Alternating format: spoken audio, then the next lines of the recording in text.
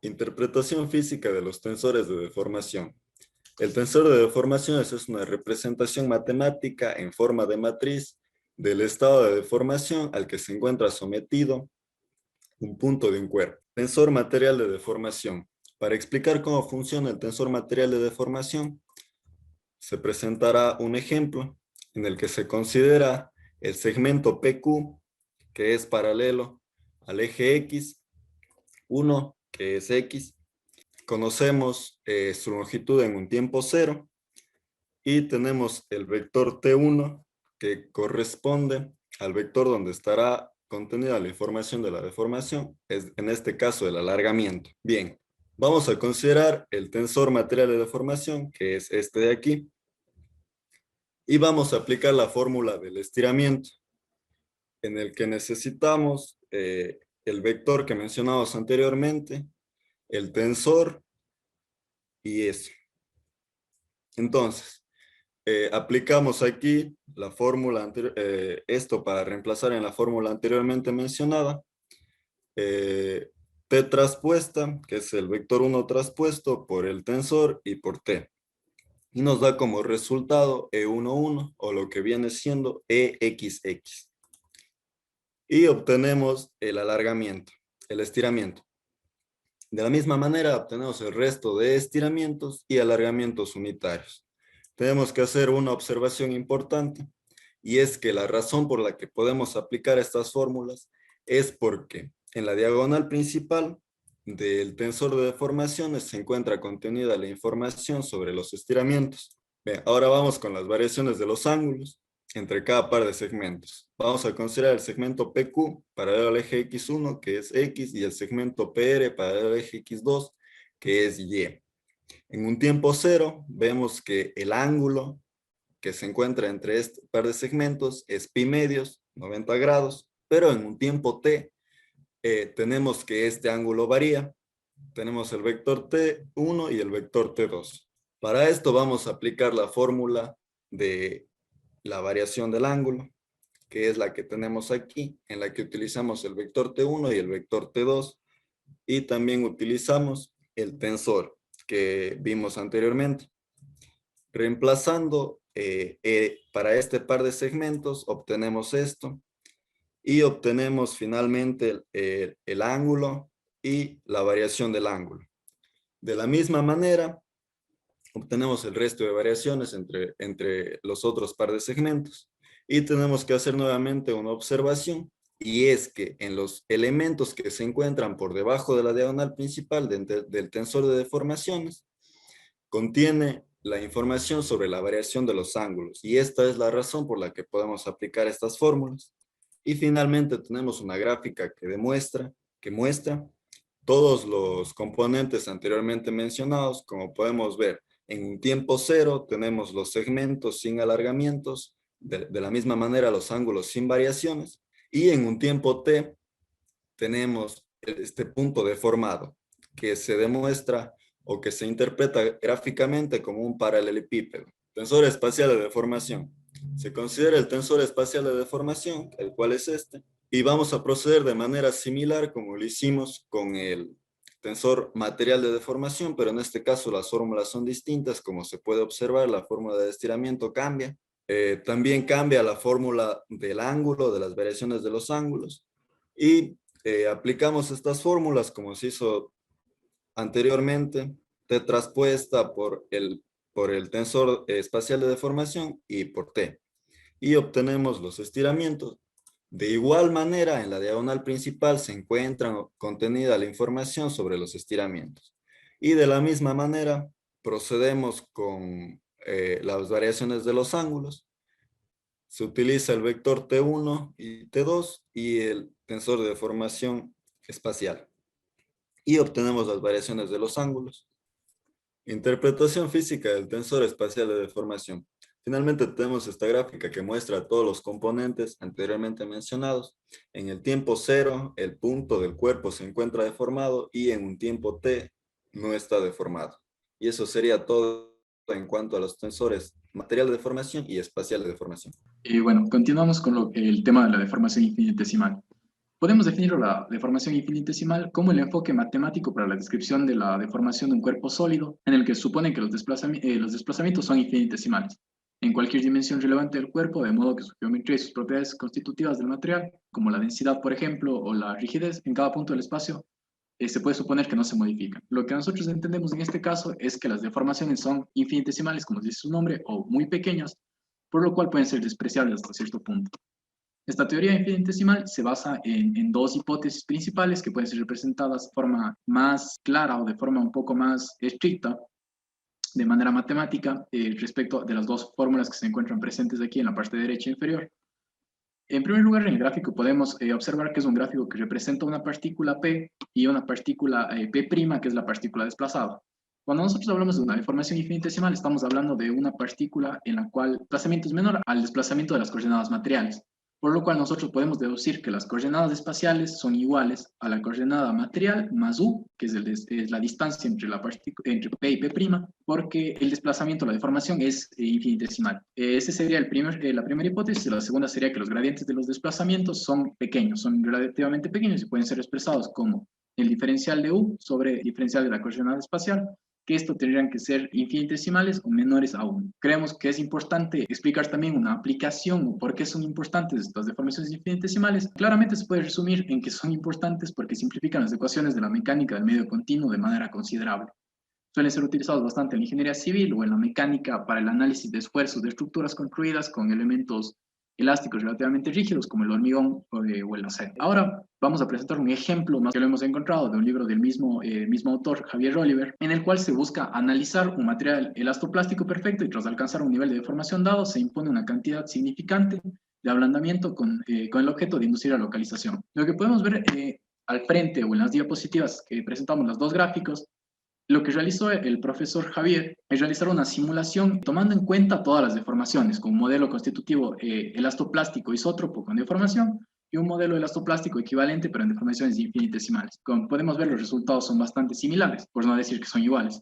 Y lo que esto nos permite suponer es que cuando los saltos de los desplazamientos dentro de una discontinuidad son pequeños en comparación con la dimensión del problema analizado, el modelo discreto en grandes deformaciones colapsará en las deformaciones infinitesimales, por lo cual podemos deducir la expresión que tenemos en pantalla a la derecha, que representa justamente lo que acabamos de mencionar. Luego, bueno, lo que es un tensor de formación infinitesimal, como ya mencionamos anteriormente, la coordenada espacial es igual a la coordenada material, por lo cual nosotros podemos entender que el tensor del gradiente material y el gradiente espacial coinciden. Partiendo de este hecho, podemos deducir el tensor material de deformación. Sabemos que al ser iguales el tensor gradiente material y gradiente espacial, el tensor material de deformación y el tensor espacial de deformación van a ser los mismos. Si nosotros observamos respecto con la notación de Einstein, podemos observar más claramente el por qué terminan siendo iguales, porque existe un término que va a ser infinitesimal, por lo cual se entiende que ciertamente son diferentes, pero al tomar este término como infinitesimal, se deduce que el resultado o el tensor de deformación infinitesimal va a ser el mismo, que viene expresado por la expresión final, que puede ser representada también por la notación de Einstein. Ahora hemos puesto un ejemplo, una expresión matemática de cómo se aplica esto de las deformaciones infinitesimales. El ejercicio está en el libro de Javier Oliver. Sin embargo, hemos realizado los pasos correspondientes para realizar este cálculo en diferentes ocasiones o cuando se realiza un cálculo de este tipo.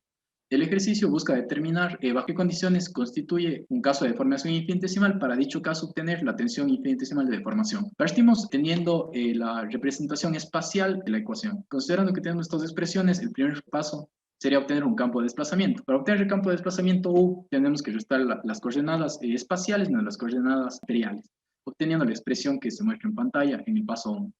El paso 2 sería obtener el tensor gradiente de desplazamientos, para lo cual, para obtener este tensor gradiente de desplazamientos, lo único que tendríamos que hacer es realizar el producto cruz del campo de desplazamientos por el gradiente, obteniendo la matriz que se muestra en pantalla de igual manera. El tercer paso sería obtener un tensor infinitesimal de deformación, cual podemos aplicar las fórmulas que vimos anteriormente, o se puede aplicar también el principio de que el tensor infinitesimal de deformación puede ser igual al gradiente simétrico por U, que nos daría el tensor infinitesimal de deformación. Con esto ya tendríamos el tensor infinitesimal de deformación. Sin embargo, podemos obtener también los tensores materiales y espaciales de deformación, que se pueden calcular con las fórmulas anteriormente expresadas.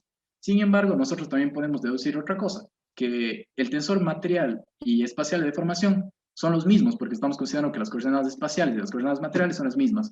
Entonces, después de realizar todo el procedimiento, a la final, los resultados van a ser los mismos, va a ser el mismo tensor. Y finalmente vamos a ver lo que es el estiramiento o alargamiento unitario. Consideramos primero la fórmula general del estiramiento unitario que se vio ya en anteriores notas, y la única diferencia que presenta aquí es que se aplica, o bueno, esta fórmula en desarrollo de la serie de Taylor alrededor de cero, y considerando que es igual a epsilon y que es infinitésimo, por lo cual se obtiene la siguiente expresión, que podría ser la que representaría lo que es el alargamiento unitario. Para la interpretación física de las deformaciones infinitesimales vamos a definir una serie de condiciones iniciales. Consideramos entonces un tensor de deformaciones, la cual va a permitir expresar la variación de la partícula a lo largo del tiempo. Consideramos un segmento diferencial PQ, está orientado en dirección del eje coordenado X, basándonos en la fórmula que podemos apreciar y definiendo un vector 1,0,0 transpuesto, podemos llegar a esta expresión final, de la cual podemos deducir que la deformación XX presenta un alargamiento unitario EX, como podemos ver aquí,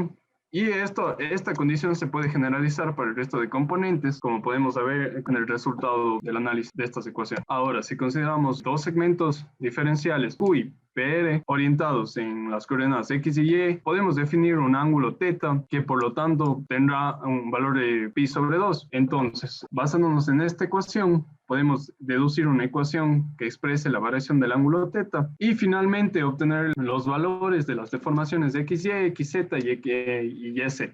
Como podemos ver en esta ecuación de aquí, cabe recalcar que esta ecuación toma en cuenta el carácter infinitesimal. En la parte del gráfico podemos ver cómo gracias a la deducción de nuestras fórmulas y de variación del ángulo y todas las ecuaciones que han sido previamente explicadas, podemos ver cómo una deformación en el cuerpo pueden ser representadas en función de nuestro tensor de deformaciones.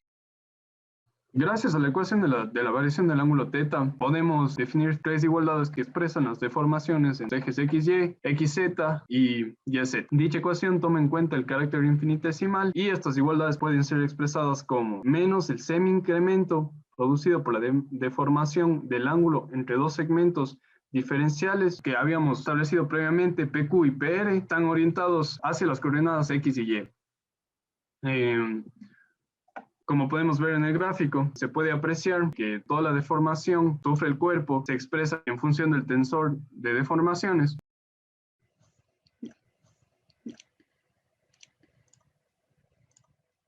Deformaciones ingenieriles. Es importante recordar que en la ingeniería hay un término normalmente usado llamado notación ingenieril. Este es muy parecido a lo que es la notación científica utilizada en mecánica de medios continuos. Ambas se pueden sintetizar como las expresiones de notación científica y la expresión de notación ingenieril. Es importante decir que la notación ingenieril tiene en su eje principal...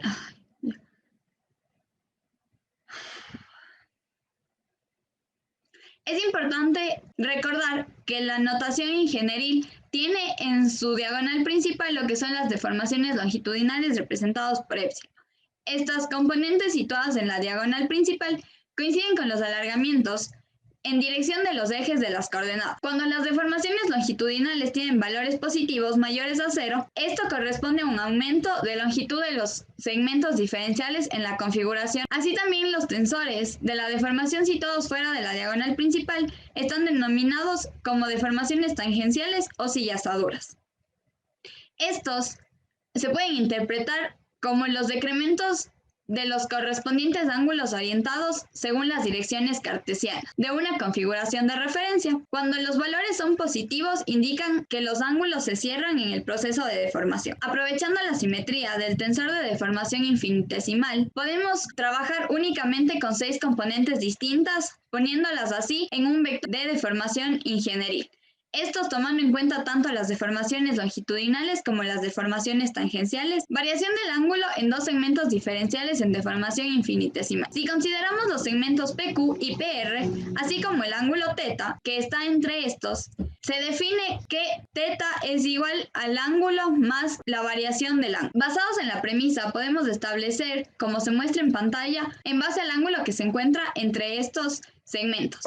Así, formado principalmente por la dirección material T, así como el alargamiento unitario. Además, donde T1 y T2 son dos vectores unitarios en la dirección de PQ y PR, así estos en su producto punto podemos establecer que es igual al coseno del ángulo. Podemos considerar el carácter infinitésimo de los componentes del alargamiento unitario y así como la variación del ángulo. Despejando y aplicando propiedades trigonométricas, podemos llegar a la conclusión de que la variación del ángulo está expresada por la fórmula en pantalla. Expresada puede ser por su dirección material, así como la dirección espacial. Se considera el carácter infinitesimal de la deformación debido a que la dirección material es parecida a la dirección espacial, así como el ángulo material es en efecto parecido al ángulo espacial. Para el desarrollo de la fórmula se considera también la serie de Taylor desarrollada alrededor de cero, teniendo en cuenta las propiedades mostradas en pantalla. Descomposición polar. Para el caso de una deformación finita, la descomposición polar del tensor gradiente, denominado este como F, y recordando la expresión de que F es igual a 1 más J, donde J tiene el carácter infinitésimo de las componentes de un tensor. Asimismo, el tensor U, y se puede desarrollar este de la siguiente manera presentado en pantalla, llegando a la conclusión que U es 1 más el alargamiento unitario. Al considerar el vector U, así como el carácter infinitesimal del alargamiento unitario, podemos obtener el vector U inverso. ¿Cómo se muestra? Considerando tanto el vector U como el vector U inverso, se puede definir al tensor de rotación Q con la expresión mostrada en pantalla, siendo este Q es igual a 1 más el tensor de rotación. Definamos entonces así al tensor infinitesimal de rotación. Este puede ser expresado como se muestra en pantalla. Se debe considerar que el tensor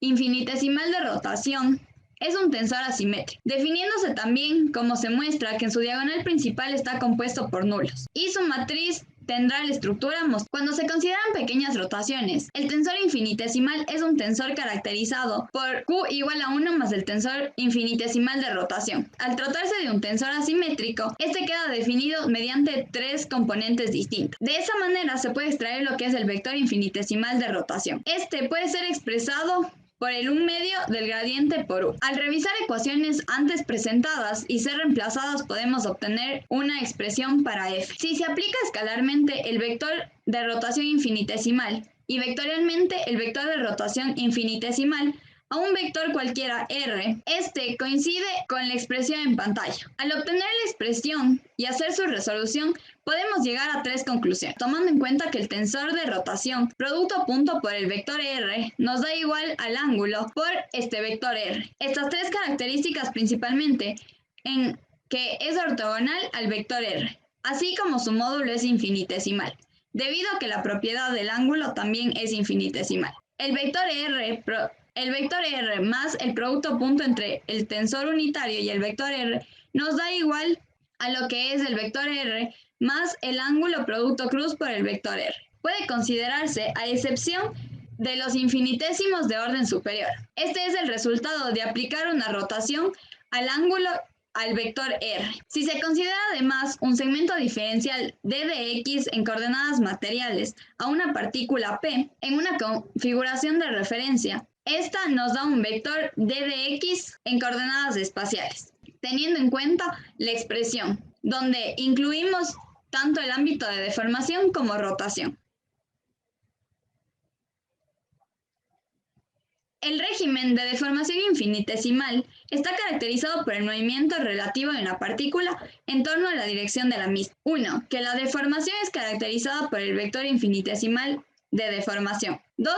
Una rotación caracterizada por el tensor de rotación mantiene ángulos y distancias. Como se puede observar, estas propiedades se cumplen. Además, la superposición, ya sea deformación o rotación, en el caso general de deformaciones infinitas, degenera, así como para el caso de deformación infinitesimal, es solo una adición.